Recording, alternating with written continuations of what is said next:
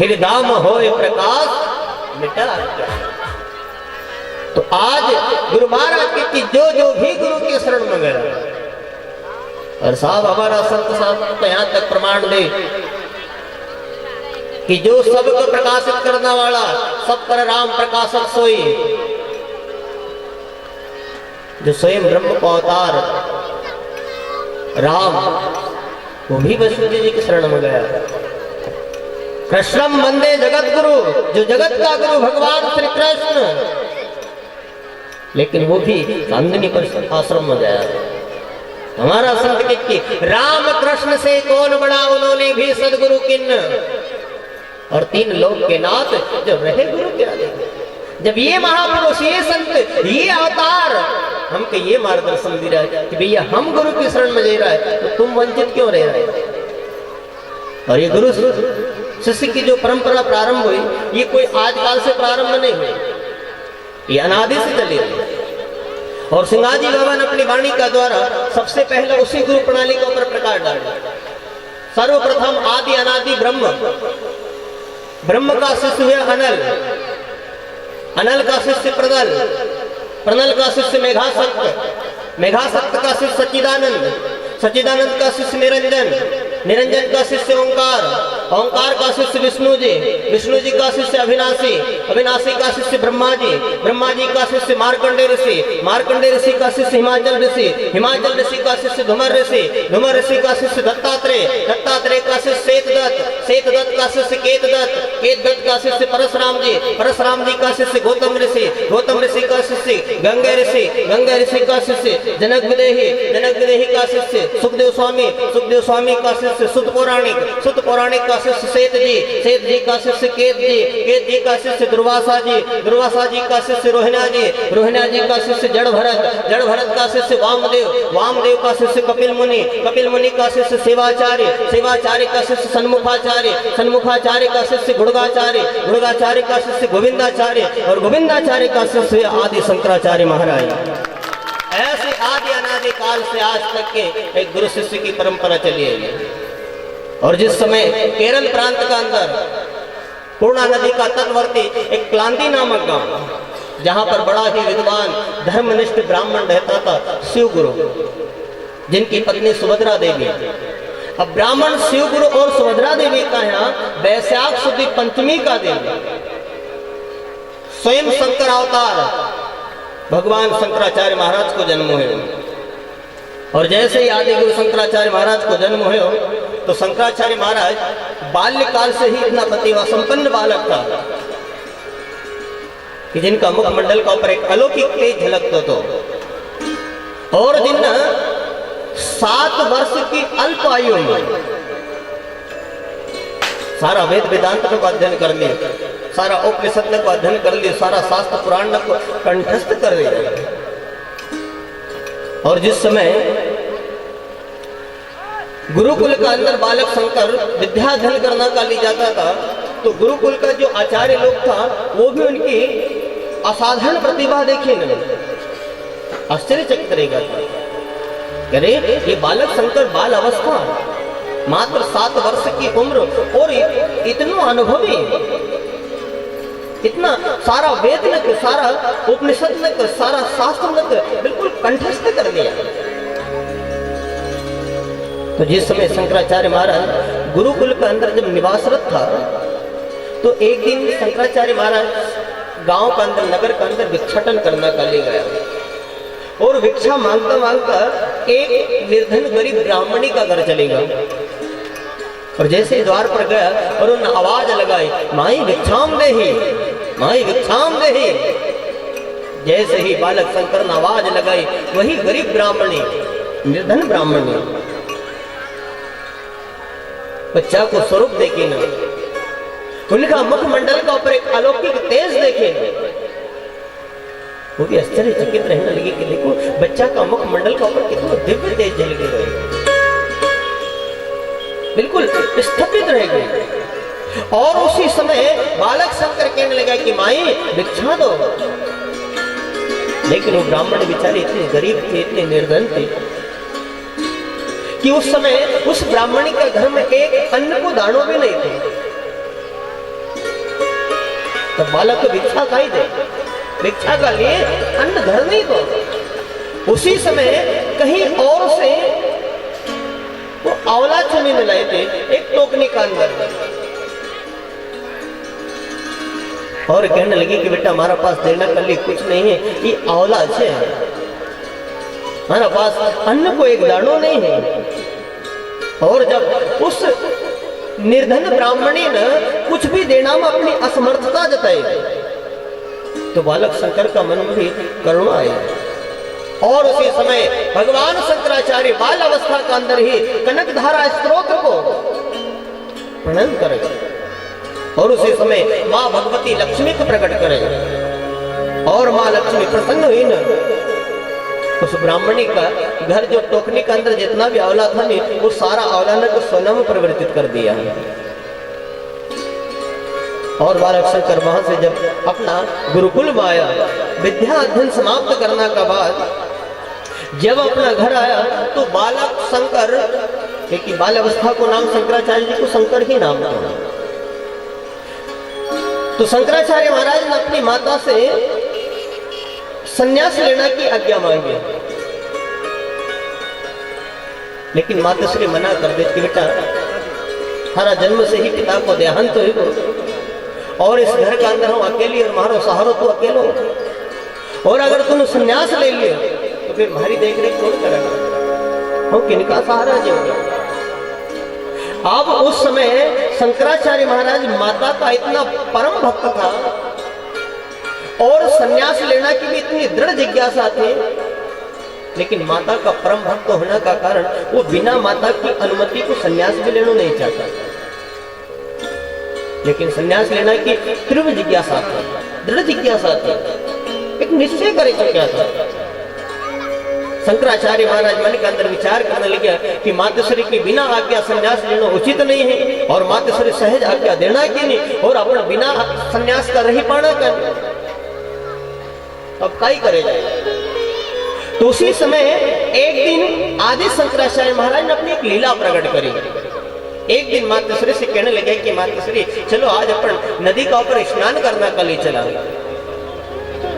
तो एक दिन शंकराचार्य महाराज अपनी माताश्री के लिए नदी का ऊपर स्नान करना का लिए गया, और जैसे नदी में स्नान का लिए प्रवेश करने लगे आदि शंकराचार्य महाराज, तो उस समय आदि शंकराचार्य महाराज ने एक लीला प्रकट करी कि उस समय एक मगर ने उनको पांव पकड़ लिया और अंदर खींचने लगे, और जैसे ही मगर अंदर खींचने लगे शंकराचार्य महाराज आवाज लगाने लगे कि माँ बचाओ, माँ बचाओ। अपना पुत्र के संकट में देखी न माता का भी होश उड़ेगा, और बेचैन हुई न हाहाकार मचाने लगे कि आप हमारा बच्चा को कोई बचाओ, हमारा पुत्र को कोई बचाओ। लेकिन उस समय आदि शंकराचार्य महाराज की माता घबराओ मत,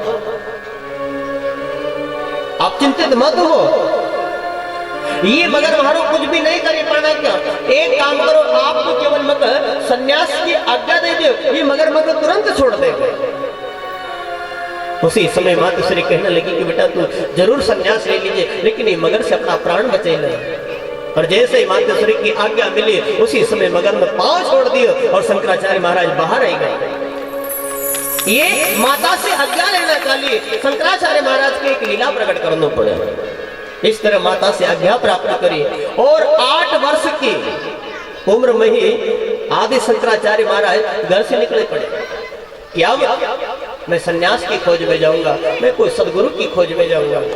लेकिन जैसे ही घर से रवाना होने लगा, तो माताश्री ने अपनी एक इच्छा व्यक्त करी, बोले बेटा आप सन्यास जरूर लो, आप घर से बाहर जरूर रहो, लेकिन जाते समय आप हमको एक वचन देने जाओ। आदि शंकराचार्य महाराज माता का तो परम भक्त था, बोले माँ आदेश करो, मैं आपको हर वचन देने के लिए तैयार हूँ, आपकी हर आज्ञा का पालन करने के लिए तैयार हूँ।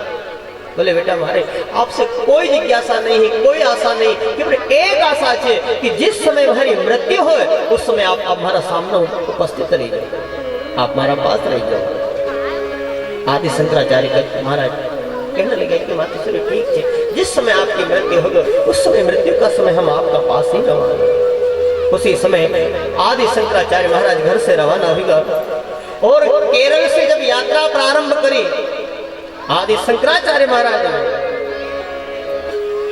तो यात्रा करता करता इसी मध्य प्रदेश का अंदर आया और मध्य प्रदेश के अंदर भी इसी खंडवा जिला का अंदर आया और यात्रा करता करता जब आदि शंकराचार्य महाराज ओंकारेश्वर भूमिका पर पहुंचा और ओंकारेश्वर भूमिका पर भगवत पाद गोविंदाचार्य महाराज जिनको सानिध्य मिले और उस समय आदि गुरु शंकराचार्य महाराज को गोविंदाचार्य द्वारा दीक्षा प्राप्त हुई। आदि गुरु शंकराचार्य की दीक्षा भूमि अगर कहीं रही तो वो ओंकारेश्वर ही रही। और यहाँ जब आदि गुरु शंकराचार्य महाराज को दीक्षा प्राप्त हुई, संन्यास धारण किया 16 वर्ष की अल्प आयु के अंदर, तो उस समय आदि गुरु शंकराचार्य महाराज ने भारत भ्रमण करे पूरा। और जब भारत भ्रमण करते हुए आदि शंकराचार्य महाराज ने सबसे पहला 4 मठ की स्थापना करी और चारों मठ चारों दिशा के अंदर पूरब पश्चिम उत्तर दक्षिण, संगेरी मठ, गोवर्धन मठ, शारदा मठ और ज्योतिर्मठ। जब आदि गुरु शंकराचार्य महाराज ने ये 4 मठन की स्थापना करी तो भैया इन मठन की परंपरा निभाना का लिए, वहां की व्यवस्था को संचालन करना का लिए, मठ संचालन का लिए फिर एक एक शिष्य की नियुक्ति भी करना। तो उस समय आदि शंकराचार्य महाराज ने अपना 4 शिष्य तैयार करे, सुरेशाचार्य महाराज, पद्माचार्य महाराज, हस्तामलक जी और टोटकाचार्य महाराज। जब ये 4 शिष्य लेकर आदि गुरु शंकराचार्य महाराज ने सिद्ध शिष्य लग तैयार किया तो भैया गुरु और एक शिष्य को जो संबंध थे,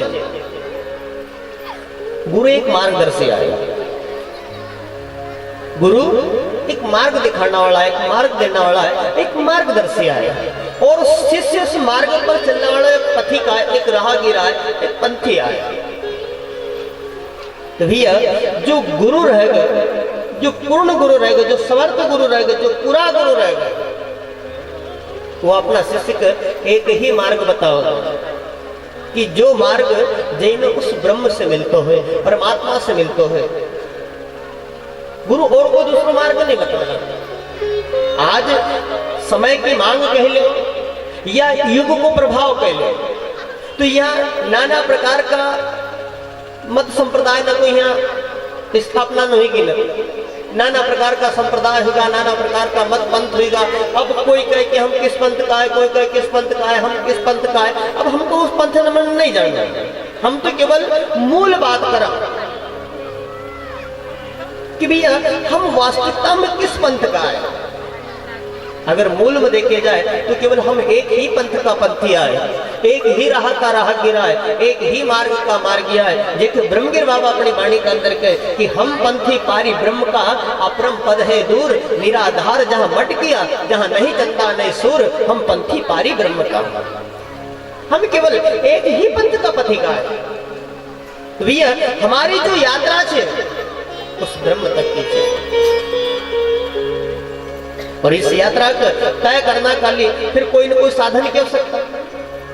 आज कोई अन्य गांव से इस कथा स्थल तक हम आया तो हम सब कहीं न कहीं साधन लेना है, कोई 2 व्हीलर लेना है, कोई 4 व्हीलर लेना, कोई ट्रैक्टर ट्राली से आया, कोई टेम्पो से आया। देखा बात जैसा साधन वैसा साधन से हम यहाँ तक आया। तो आप विचार करो कि हमारा घर से इस कथा स्थल तक आना का लिए हमको साधन की आवश्यकता पड़ी। तो भैया इस जीव को इस ब्रह्म तक पहुंचना के लिए साधन नहीं होना। और साधन की अगर अपन चर्चा करा तो भैया अपन तो उसी युग की चर्चा करा जिस युग में अपन जी रहा है, जिस युग में अपन रह रहा है, माने वर्तमान युग के, माने कलयुग के। अपन केवल कलयुग की चर्चा करेंगे भैया। कलयुग में विशेष साधन का रहे, वैसे अन्य युग में अन्य साधन रहा अपन वो चर्चा भी कर सकते। जैसे हमारा शास्त्र प्रमाण दे कि ध्यान प्रथम युग मग विधि दूजे, द्वापर परितोषत प्रभु पूजे, कली केवल मन मूल मलिना पाप पयो निधि जन्मन पीना। माने जो 3 युग पूर्व का रहा, सतयुग त्रेता और द्वापर, कृतयुग त्रेता द्वापर, पूजा मख और जोग। इन 3 युग के अंदर किसी युग में ध्यान की विशेषता बताई, किसी दिन युग में यज्ञ हवन की विशेषता बताई, तो किसी युग में पूजन पाठ की व्यवस्था बताई। रतयुग त्रेता द्वापर पूजा मख अरु जोग, लेकिन जो गति हो सो कले हरि गुण गावई ते लोग। यहाँ हमारा संत के क्रिया अन्य युग साधन की व्यवस्था थी, जैसे सतयुग। अब जो सतयुग है ये बहुत बड़ो युग था, बहुत विशाल का युग था। सतयुग की उम्र भी बहुत विशाल काय थी, बहुत वृहद थी, और सतयुग के अंदर मनुष्य की उम्र भी वृहद थी। ऐसा हमारा शास्त्र बताओ है कि भैया सतयुग की उम्र बताई 17,28,000 वर्ष, और सतयुग के अंदर मनुष्य की उम्र बताई 1,00,000 वर्ष। और सतयुग के अंदर पाप और पुण्य की मात्रा देखा तो 20 विश्वा पुण्य और 0 विश्वा पाप, माने 100% पुण्य, पाप को नामो निशान नहीं तो। लेकिन फिर भी वहां अगर साधन की बात करें तो बोले भैया सतयुग के अंदर साधन का ही तो यहाँ हमारा संत कहते हैं, यहाँ शास्त्र प्रमाण दे कि कृत युग जोगी सब विज्ञानी और करी हरि ध्यान पावई भवप्राणी, तरही भवप्राणी। माने सतयुग के अंदर जो साधन बताया बोले ध्यान, आप ध्यान करो, जब कहीं ब्रह्म की अनुभूति होगी, परमात्मा की प्राप्ति होगी, क्योंकि उस युग को साधन ही है। अपन कोई संत महात्मा ने की, कोई ऋषि मुनि ने की जीवनी ने पढ़ो, उनका चरित्र पढ़ो तो बताने कि भैया हजारों साल तक साधु बिल्कुल समाधि में रहता था, उनका शरीर के ऊपर विमोटा चढ़ी जाता था जब कहीं ब्रह्म की अनुभूति होती थी, क्योंकि उस युग को साधन ही है। तो कृत युग सब जोगी विज्ञानी करी हरि ध्यान तरही भव प्राणी। तो पहलो युग सतयुग, सतयुग के अंदर साधन ध्यान। अब सतयुग का बाद दूसरो युग त्रेता युग।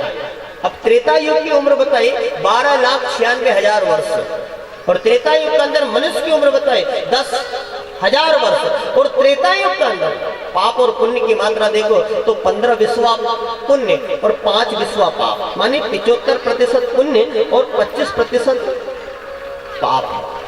लेकिन फिर भी यहाँ साधन की बात के तो बोले भैया त्रेता युग में साधन क्या है, किस साधन पद्धति से हम उस ब्रह्म को पा सकते, उस परमात्मा को पा सकते।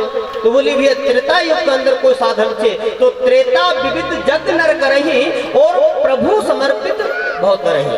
माने त्रेता युग के अंदर साधन बताए, बोले यज्ञ हवन करो, त्रेता विविध जग नर करही प्रभु समर्पित कर्म भव करही। बोले क्योंकि त्रेता युग के अंदर साधन ही है। तो बोले यज्ञ हवन करो।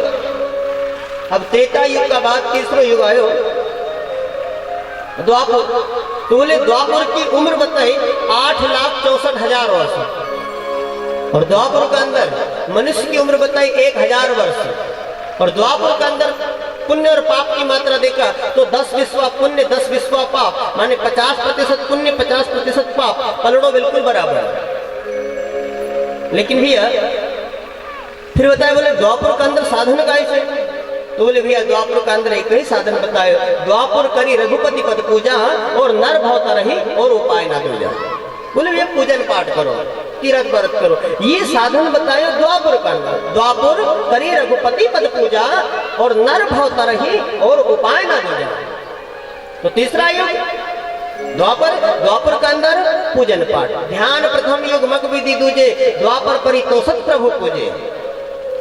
और जो चौथो युग थे कलयुग, ये सबसे छोटो युग है, ये सबसे छोटो भाई है। अब कलयुग की उम्र भी बहुत कम थे, कलयुग की उम्र बताई मात्र 4,32,000 वर्ष, और कलयुग के अंदर मनुष्य की उम्र बताई मात्र 100 वर्ष। और वहां तक भी कोई पुण्यशाली भाग्यशाली ही शतायु को प्राप्त करे, नहीं तो बीच में सीताराम भी हो जाएंगे। तो गुरु महाराज की क्रिया अन्य युग की अपेक्षा कलयुग के अंदर,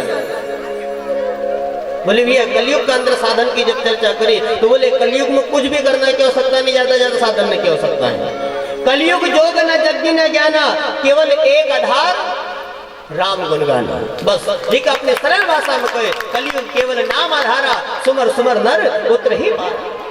और कोई दूसरा साधन की आवश्यकता कलयुग के अंदर नहीं। भैया देखो जो युग को जो साधन थे उस युग का साधन का अनुरूप हम रवांगा तो ही काम की बात है। आप विचार करो कि कोई सरकारी काम हो और ऑफिस में कोई गया, कोई कार्यालय में गया और उन्हें आपका आदेश करते कि जाओ भैया आपके गांव के सरपंच का प्रमाण पत्र लेकर आओ और उनकी साइन लेकर आओ, जिसके बाद आपका कार्य होगा।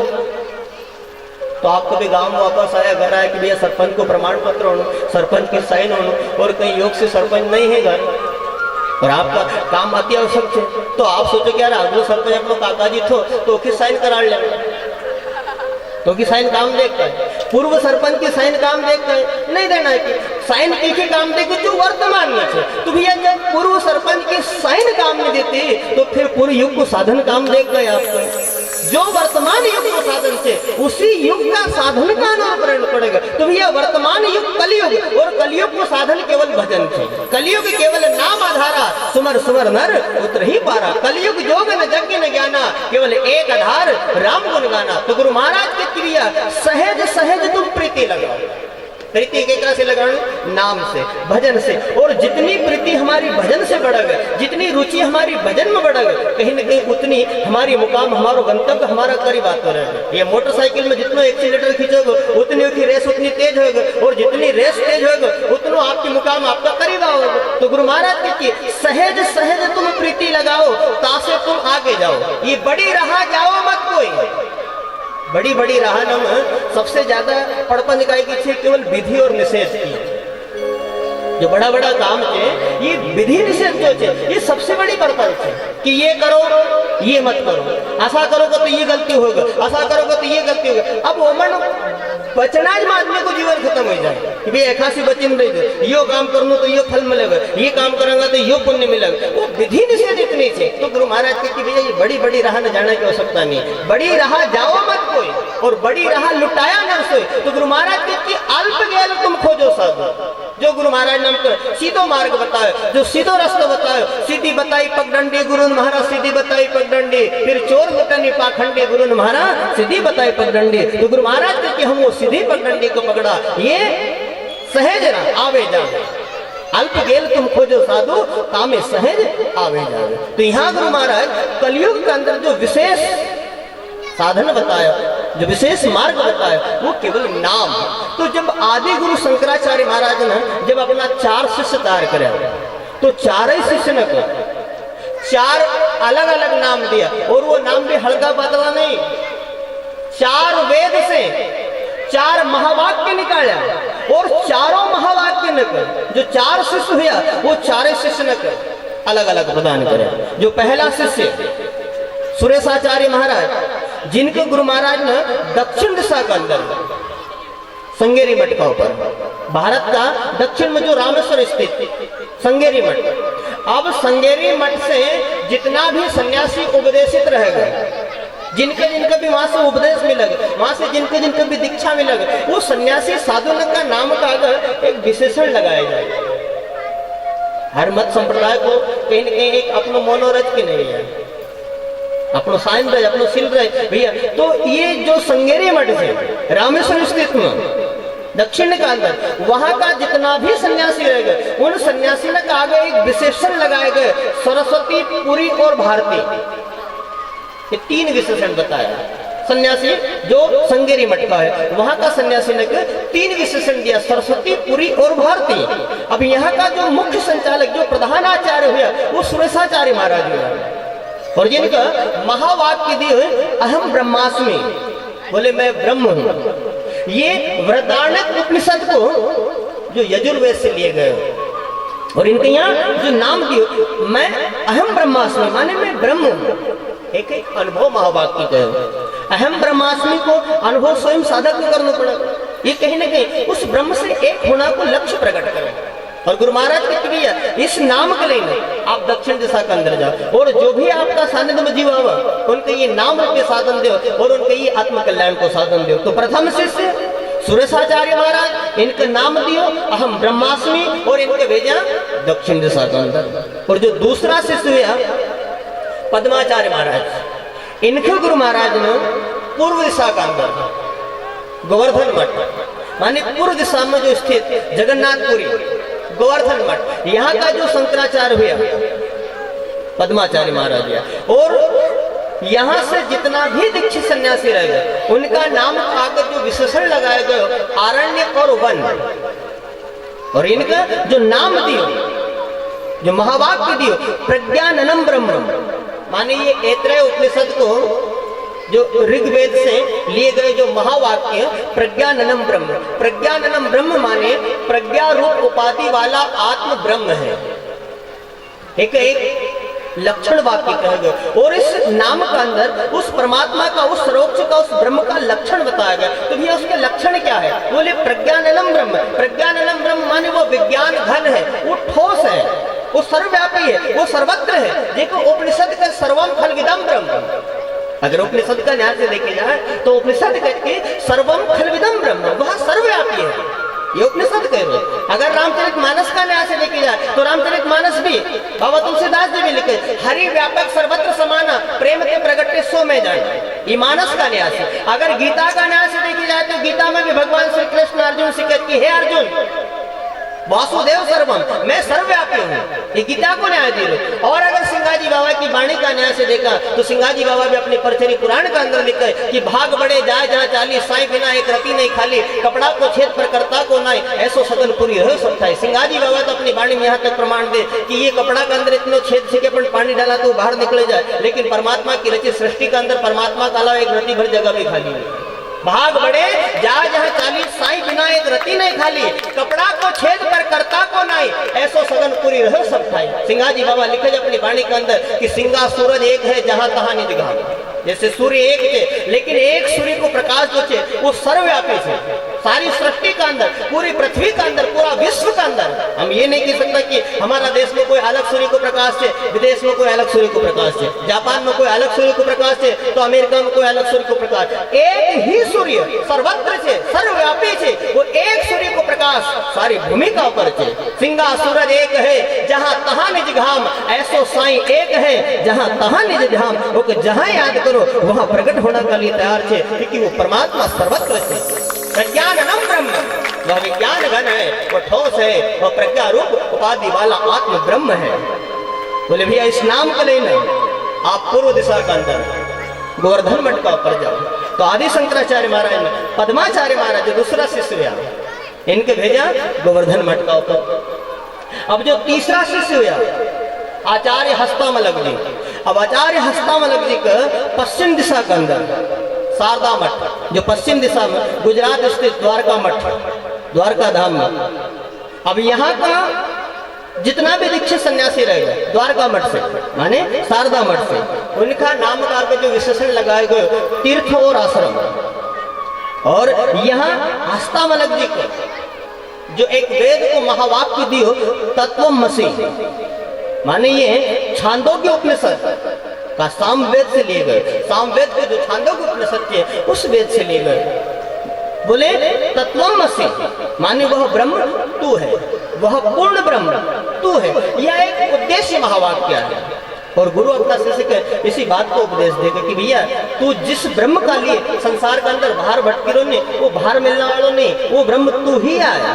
सिंगाजी बाबा कहने कि 14 दिशा मन को छोड़िया साहेब ढूंढे लावे, अरे बाहर ढूंढे हरि ना मिले, वो तो घट में लो लाई, पर कोई मिलो नहीं हमारा देश को, जैसे कहो हमारा मन की। तो गुरु महाराज ये नाम दियो, ये महावाक्य दियो तत्वमसि, वह पूर्ण ब्रह्म तू है। तीसरा शिष्य हस्तामलक जी का भेजा गुरु महाराज ने पश्चिम दिशा के अंदर। अब जो चौथा शिष्य हुआ आचार्य टोटक जी माने टोटकाचार्य महाराज, इनका गुरु महाराज ने उत्तर दिशा के अंदर ज्योतिर्मठ में भेजा। अब उत्तर दिशा का स्थित जो बद्रिका आश्रम का अंतर्गत ज्योतिर्मठ, अब यहाँ का जो प्रधान आचार्य रहा, मुख्य आचार्य रहा, जो वहाँ का शंकराचार्य रहा आचार्य टोटक। और ज्योतिर्मठ से जितना भी सन्यासी हुआ उनका नाम का अगर जो विशेषण लगाया गया गिरी, पर्वत और सागर। और यहाँ का जो प्रधान आचार्य टोटकाचार्य महाराज, इनके जो नाम दियो, जो महावाक्य दियो अयम आत्मा ब्रह्म, ये मांडुक्य उपनिषद का अथर्ववेद से लिए गए। बोले भैया वह ब्रह्म अयम आत्मा ब्रह्म माने यह सर्वानुभूत सिद्ध है कि आत्मा ही परमात्मा है, आत्मा ही ब्रह्म है। यह एक अनुसंधान महावाक्य है। और अयम आत्मा ब्रह्म को अनुसंधान स्वयं शिष्य को करना पड़ेगा, स्वयं साधक को करना पड़ेगा, स्वयं आप को करना पड़ेगा। तो ये जो चार शिष्य हुआ, चार शिष्य ने चार अलग अलग नाम दे दिया और चार शिष्य ने चार अलग अलग मठ का ऊपर भेजा। तो अब ज्योतिर्मठ से सिंगाजी बाबा की जो संप्रदाय चालू है, जो सिंगाजी बाबा की मूल जो लिंक जुड़े थे वो ज्योतिर्मठ से। ज्योतिर्मठ से उस समय सत्तानंद जी महाराज ज्योतिर्मठ से आया गुरु सत्तानंद महाराज, सत्तानंद गुरु हुक्म की बोले तुम दक्षिण करो राज। सत्तानंद जी महाराज से सदानंद जी महाराज तो सदानंद जी कह रहे हैं कि भैया तुम दक्षिण दिशा के अंदर जाओ, क्योंकि दक्षिण दिशा जो नर्मदा को जो दक्षिण तट है ये भूमि बड़ी पवित्र है, यहाँ सब शुद्ध आत्मा है। लेकिन उस समय यहाँ ज्ञान की कमी थी, और जहाँ ज्ञान की कमी है वहाँ अज्ञान है, और जहाँ अज्ञान है वहाँ अंधकार है, और जहाँ अंधकार है वहाँ तो नाना प्रकार का पाप होगा, नाना प्रकार का दोष होगा, नाना प्रकार का अत्याचार होगा। क्योंकि उस समय यहाँ ज्यादा से ज्यादा किसी को बाहुल्य हो तो वो आदिवासी लोग हैं। नर्मदा खंड एक पवित्र है जहाँ गोंडों का देश, और साहब उस समय तो यहाँ राजा महाराजा भी था नहीं, वो भी आदिवासी ही था। और इस बात को प्रमाण बाबा की वाणी प्रमाण दे कि जिस समय बसेगढ़ का राजा फतेहसान पूरा भारत खंड का राजा ने का मंत्र करे था नहीं, उस समय अधिक से अधिक संख्या वही आदिवासी राजा ने की। न्यूत्या गोंड राज भारती गरास्या गोंड वाणे का छत्री बड़ा बड़ा रे उमराव सनोरी सिंह ठिकाने का। तो गुरु महाराज की भैया आप दक्षिण दिशा के अंदर जाओ, नर्मदा खंड एक पवित्र है जहाँ गोंडों का देश, और वहां जीव चेताए कर आप ज्ञान करो प्रवेश। लेकिन गुरु महाराज ने कहा ये भी करो कि भैया आपको किसी भूमि को चयन करने की आवश्यकता नहीं, आप तो जहां तक अपना भजन साधन से लगी रही, और जिस भूमि का ऊपर आपको ध्यान लगी जाए, जहां आपको आनंद की अनुभूति होने लगी जाए, जहां आपको प्रकाश की अनुभूति होने लगी जाए, उस भूमि का आप पर्याप्त मान लीजिए।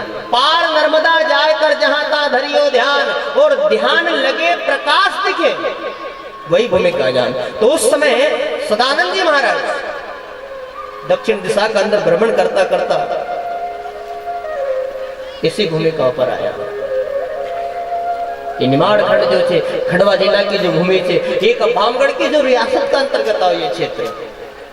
और देखो ठेठ ज्योतिर्वट से हिमालय से यात्रा करता हुआ सतानंद जी महाराज यही भामगढ़ की रियासत में आपका गांव का करीब ही एक कपूरगढ़ स्थान, जिसका आज अपन ब्रह्मगिर बाबा का स्थान का नाम से जाना है, वो वहां से यात्रा करता करता यहाँ आया। रास्ता में उनको कहीं भी शांति नहीं मिली, कहीं भी प्रकाश नहीं मिले, कहीं भी ध्यान नहीं लगे। उनको ध्यान लगे तो केवल कपूरगढ़ का ऊपर लगे, और इसी भूमि का ऊपर आया सतानंद जी महाराज। भामगढ़ की रियासत में ग्राम कपूरिया ठाम, और आसन डार बैठक भय संत लियो विश्राम। जैसे ही कपूरगढ़ का ऊपर आया सतानंद जी महाराज और अपना आसन लगे भजन करना के लिए बैठा, ध्यान में बैठा, उनको बैठते समय लगे। आध्यात्मिक ऊर्जा इस भूमि के अंदर बिल्कुल रग रग में भरेल है, कण कण में अध्यात्म भरेल है इस भूमि का। इतनी पावरफुल खंडवा जिला, आप विचार करो कि ये पंथ का, इस मार्ग का जो प्रधान आचार्य कह लो, मूल आचार्य कह लो, आदि शंकराचार्य महाराज भी तो इसी भूमि का ऊपर आया, उनकी दीक्षा भूमि भी तो यही रही। और ये ज्योतिर्मठ से सतानंद जी महाराज ज्योतिर्मठ से आया, तो उनको शांति कहाँ मिली, भक्ति कहाँ मिली, ध्यान प्रकाश कहाँ मिले? कपूरगढ़ का ऊपर। भामगढ़ की रियासत में ग्राम कपूरिया ठाम, आसन डार बैठक भय संत लियो विश्राम। जैसे आसन लगे न बैठा, उसी समय उनका आनंद की अनुभूति होने लगी, प्रकाश की अनुभूति होने लगी। और उस भूमि का ऊपर आज तक 65 तो सिद्ध हुआ और कहीं संत हुआ, 65 सिद्ध प्रकट भय, जिनकी वही आशीष और इनकी कुछ संख्या कहो वो सब है 40। तो फिर वहां आत्मानंद जी महाराज की एक शिष्य प्रणाली चालू है। आत्मानंद महाराज का शिष्य हुआ हरिहरानंद जी महाराज, हरिहरानंद जी महाराज का शिष्य हुआ ज्ञानानंद जी महाराज, ज्ञानानंद जी महाराज का शिष्य हुआ विमलानंद जी महाराज, विमलानंद जी महाराज का शिष्य हुआ भावानंद जी महाराज, भावानंद जी महाराज का शिष्य हुआ जगतानंद जी महाराज, जगतानंद जी महाराज का शिष्य हुआ सत्तानंद जी महाराज, और सत्तानंद जी महाराज का शिष्य हुआ सदानंद जी महाराज, और सदानंद जी महाराज का फिर 4 शिष्य हुआ, मेघनाथ, अपारनाथ, रामदत्त और अवघड़नाथ। अब ये 4 शिष्य में से जो सिंगाजी बाबा की लाइन चली, सदानंद जी का जो चौथा शिष्य हुआ अवघड़नाथ बाबा, उनका से चली। अवघड़नाथ बाबा का शिष्य भिकारीनाथ बाबा, भिकारीनाथ बाबा का शिष्य लालगिरनाथ बाबा, लालगिरनाथ बाबा का शिष्य जगन्नाथ गिर बाबा, जगन्नाथ गिर बाबा का शिष्य ब्रह्मगिर बाबा, ब्रह्मगिर बाबा का शिष्य मंडंगिर बाबा, और मंडंगिर बाबा का शिष्य स्वयं सिंघाजी बाबा का रूप में है। ऐसे आदि अनादि काल से जो गुरु शिष्य की परंपरा चली, सिंघाजी बाबा के लिंक जुड़े थे तो स्वयं आदि अनादि से जुड़े थे। ये नहीं कि कोई बीच में से खड़ा हुआ महात्मा है। सिंघाजी बाबा की जो गुरु परंपरा का अगर देखे जाए तो सिंघाजी बाबा की जो लिंक जुड़े वो आदि अनादि काल से जुड़े थे। और जिस समय स्मृति लोक के अंदर, कलयुग के अंदर पाप को अति भार बढ़ने लगे, अति अत्याचार होने लगे, अति अधर्म होने लगे, यहाँ तक कि मनुष्य ही मनुष्य को भक्षण करने लगे, यहाँ तक कि पृथ्वी बिल्कुल थर थर कांपने लगी। और उसी समय पृथ्वी भगवान का पास जाए और भगवान से हाथ जोड़े कहने लगी कि महाराज आज कलयुग के अंदर इतना पाप बढ़ी रहो, इतना अत्याचार बढ़ी रहो, इतना अधर्म बढ़ी रहो कि मनुष्य ही मनुष्य को भक्षण कर रहे। अब हमारा अंदर वो सामर्थ्यता नहीं रही कि हम उस भार को सहन करे पाऊं। आपसे हमारी एक ही प्रार्थना है कि जितनी जल्दी हो उतनी जल्दी आप कलयुग के अंदर अवतार ले, नहीं तो हम भी एक दिन रसातल को चली जाऊंगा। तो भगवान पृथ्वी से कहने लगे कि देवी हमारा अवतार को समय अभी नहीं हुआ, क्योंकि भगवान को भी समय है और समय का ऊपर ही भगवान का अवतार है।